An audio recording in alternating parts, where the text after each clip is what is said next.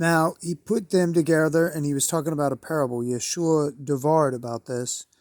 He said, but while the men were sleeping, an enemy came and sowed tares in the midst of the wheat and went away. And when the blade sprouted and produced food, then the tare also appeared. And coming near, the slaves of the house master said to him, Sir, did you not sow good seed in your field? Then where does it have tares? And tares are little short weeds. And he said to him, a man, an enemy, did this. And the slave said to him, do you desire then that going out we should gather them?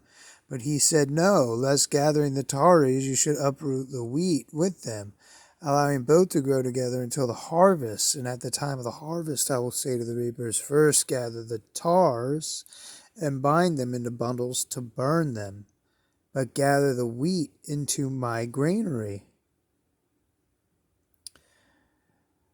So if we think about this, the tares are going to be like these short little spiritual people that are like midgetized, because obviously grains, the wheat, is going to be larger than the tares. And a more specific view of this would be something similar to the cuckoo bird. How do I describe how the enemy operates this way?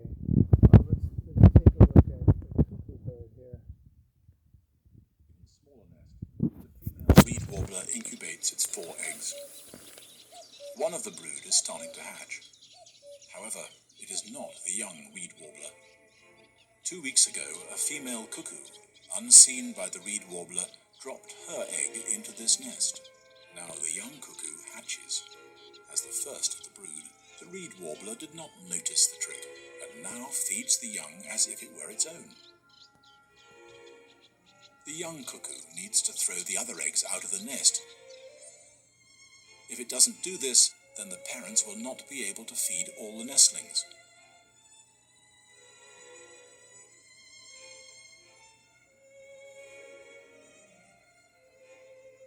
But the first attempts are not successful.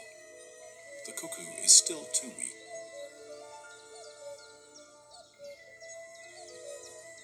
It tries again.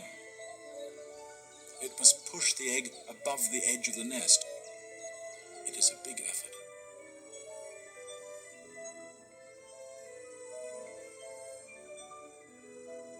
Time to go, time to go. Keep moving, move on. The determination of the weak cuckoo nestling to get rid of the competition is amazing to see.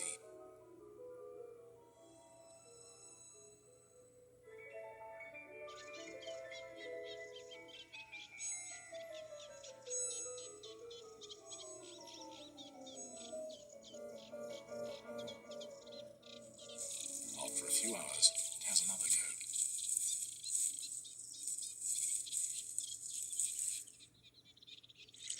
This time, there's some success. The first egg landed in the water.